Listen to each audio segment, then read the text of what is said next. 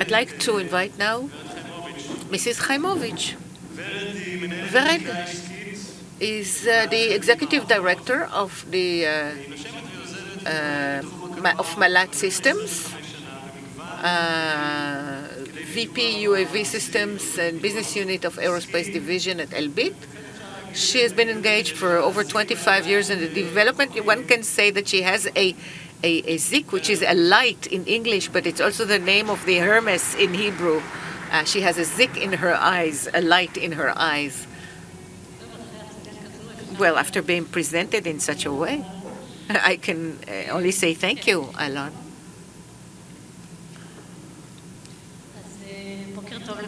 Good morning, everybody. Good morning, everybody. I'm happy to be here and see that we have a lot of people here, even though the lights are aimed at me and I can hardly see you, but I'm happy that there are many people here. I was here 2 years ago and I spoke about UAVs in the civil world. And this year, as Alon put it, one cannot ignore what UAVs are doing in the military sphere. They have become, UAVs has turned from gimmicks to a very important weapon on the battlefield, a strategic weapon. So I will reserve this presentation in the coming few minutes to convince you that UAVs have become a strategic weapon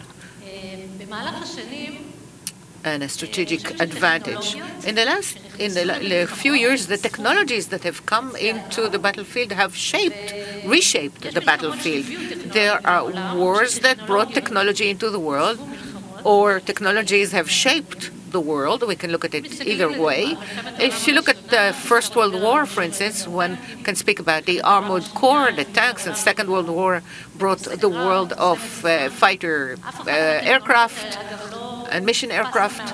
And these technologies are still here. They just become better and better over the years, and they're used in the subsequent wars as well. In the last 50 years, what we call the decolonization wars, in fact, in which large empires have disintegrated into many countries.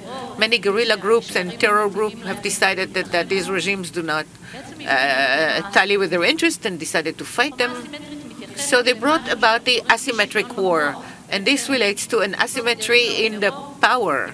Guerrilla groups with relatively poor means but are using technologies available in the market at that time and fighting superpowers who have regular armies.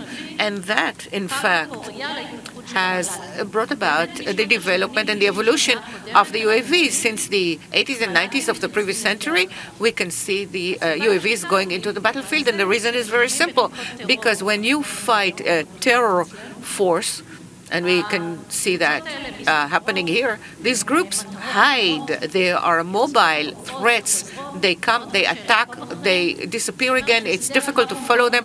So the battlefield is extremely dynamic, and one has to be above it and to understand how it is changing in real time. And so UAVs is something a very natural evolution to go into the battlefield. One cannot ignore the war that we are living right now, the Iron Swords War. And of course, under various limitations, I cannot say too much about what we're doing in this war, but it has really brought about the whole issue of the underground war.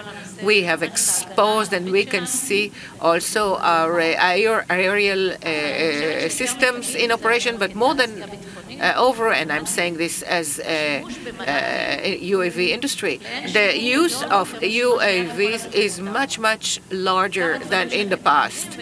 Things that you know and things that you don't know and we won't be able to speak about. But there is an increased usage of UAVs.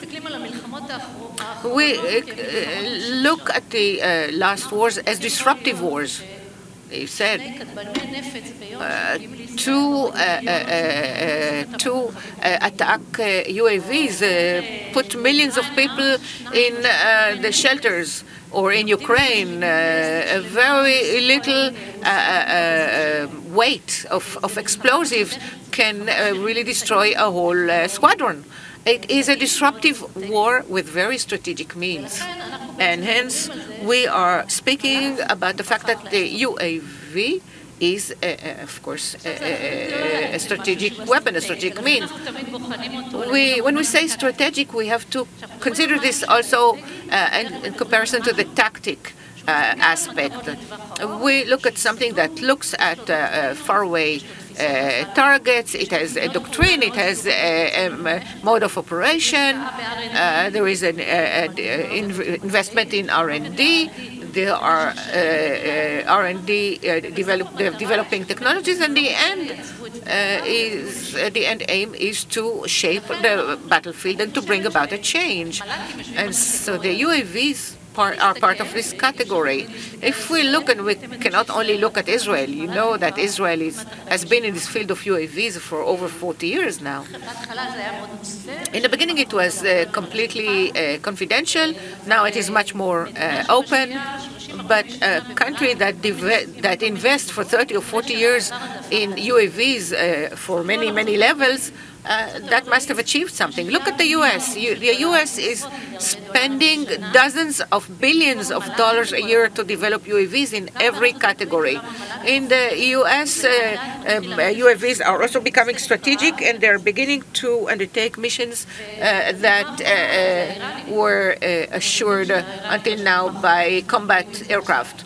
We can see it with the Iranians. The Iranians invested in long-range missiles. And they also invested in UAVs. And because of this asymmetric policy of their proxies who are working against us, the UAV is a classical weapon. And so Iran, too, is looking at UAVs as a strategic world. If I look upon the last wars that we have been experiencing, conflicts in the world, not only our Iron Sword War, but they have special characteristics. These are almost endless wars that go on for years, and because they go on for a long period of time, all the means have to be exercised over several seasons in varying weather conditions. We are in fact fighting an enemy that is sometimes hiding within civil population, utilizing civil infrastructures, and we have to use really to make use of surgical capabilities in order to reach them. And of course, the time element is very important. The fact that we need to stay or to hover over these aims and targets for a long period of time. So also the environment, the spectrum, we are all aware this is not new. The spectrum is obstructed, not only by us, probably by the enemy as well, the GPS who's being denied. So this is a reality where we have to bring a weapon that is sufficiently sophisticated to address all these issues. If I look at the way UAVs operate in those wars, we can see that the UAVs work 24/7. There is a huge demand for them. It's very popular because we can see that now. We experience it as a civil population. To speak about the small UAVs or the drones or the attack drones with carrying explosives, but we are using all of them, the whole range, and each one has its own role and presence. And because they're extremely effective in their operation, we'll speak about the operation in a moment, we are experiencing a situation where there is a 24/7 demand for them. Now, what are the missions for which we're using UAVs? We can't talk about everything, but of course we are using UAVs. It was popular to think that they can only assist the forces and accompany them. Today, everybody understands that UAVs have their own missions, depending on sensors that are placed on them, etc. And we are shaping their mode of action according to the different capabilities. They work together with helicopters, with the ground forces, in complete cooperation. And all this world of interoperability has been evolving in the last few years. And because there are many kinds of UAVs, of course, there are also weapons developed in order to destroy them, both kinetic and with other means. So this is the world in which we live at the present moment. Some insights as an industry about how this world looks like. So we can see that it has many usages for different missions. Let's go over the various missions. We spoke about it before. What is important for me to clarify here is that in order for UAVs to be able to fulfill all these missions, they have to have some preliminary conditions allowing them to act. They have to survive the battlefield, of course, in various weather conditions, varying weather conditions. They have to be prepared to operate in various arenas, both urban, open areas. They have to be immune to GPS disruptions. A very important component in UAVs is at the end of the day, a UAV is operated by a person, by a human being. We can see it in Iron Swords. Many of our people in these industries are in active service, and we don't have enough operators, we don't have enough technicians, we don't have enough people to decipher and decode the information brought by these UAVs. And I will speak about what is going to revolutionize this industry, and Tamir mentioned it also, the revolution in information, the AI, the autonomy in this entire world of UAVs. We cannot continue where we have to have so many operators on so many UAVs. This is not a viable equation. Another conclusion from the usage of UAVs is the balance between UAVs, and we can see that they're also used against us, that are cheap and numerous, perhaps not always very sophisticated. We are always trying to develop very sophisticated UAVs, but some less sophisticated have a place and for certain missions, and perhaps we should compromise a little bit to do something a little bit less sophisticated, but in masses. So, we have, this idea of boutique type UAVs is something to think about, worthy to think about. When I look at what has an impact today on the evolution of UAVs in the world, we as an industry, of course, are looking at it because we're an industry that cannot only live from what we do in Israel. We see that there are many things that have an impact, not only wars, but of course the economy. And what speaks in our favor is that the defense budgets in the world increase, especially because of the Ukraine-Russia war. We can see a sharp increase in defense budgets, and also in the allocation of means to acquire UAVs. Everything that caused problems in supply chain since the COVID, and is something that we have had to cope with in order to continue and maintain our industry. There is the issue of globalization versus localization. Many countries understand the potential of UAVs. They don't want to buy UAVs from countries who have the capabilities. They want to bring the knowledge to their own country, in many cases to develop themselves, but certainly to produce themselves. So we have to cope also with the world who demands from us to produce locally in countries when we want to sell them UAVs. And this is not always simple. I'll sum up this issue. There are many other issues that have an effect, but there is perhaps a source of light here in the marketing of UAVs in the world.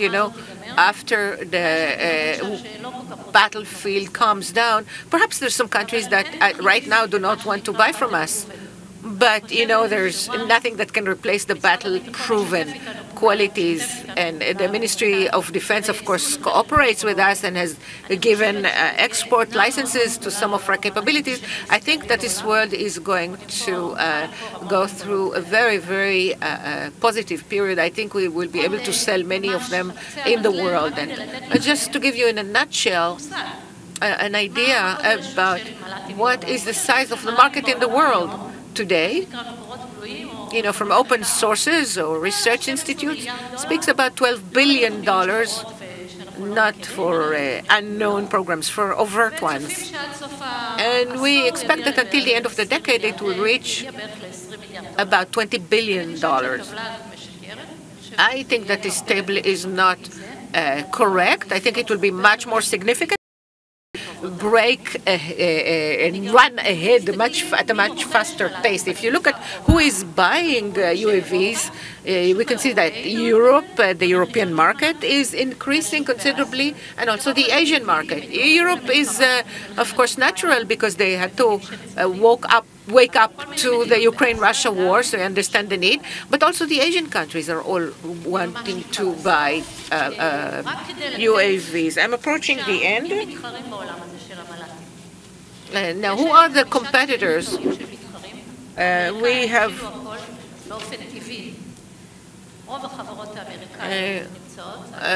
most of the American companies. Trump is back, but even since the previous Trump administration,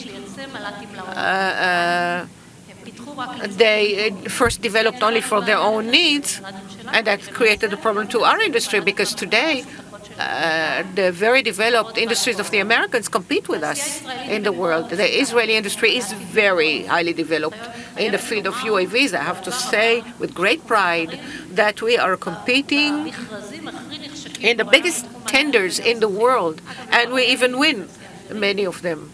Not only Elbit, IAI, and others. The European world is a little bit less sophisticated in this field. Those who are becoming very significant are the Turks. The Turks discovered the UAV world years ago. Some say that they learned it from us, and they're developing today UAVs. They are competing with us on the world arena. And there's, of course, the Chinese axis, but that they sell mostly to themselves and to their allies. And the Iranian axis that we are experiencing in a very strong way. In order to conclude, I'd like to say, now, what we as industries, what do we need to do in this world of UAVs, in the UAVs industry or UAS industry? What should we do in order to maintain this product as a strategic one, as a strategic tool? I don't think we have to invent many more kinds of UAVs or UASs. There are many of them as of today. What will happen is more an evolution of those systems, the added capabilities and their adaptation to various battlefields, the addition of sensors, etc. That will be added on to existing platforms. You can't really innovate a lot more on the platform levels. So I think that's where we should be going.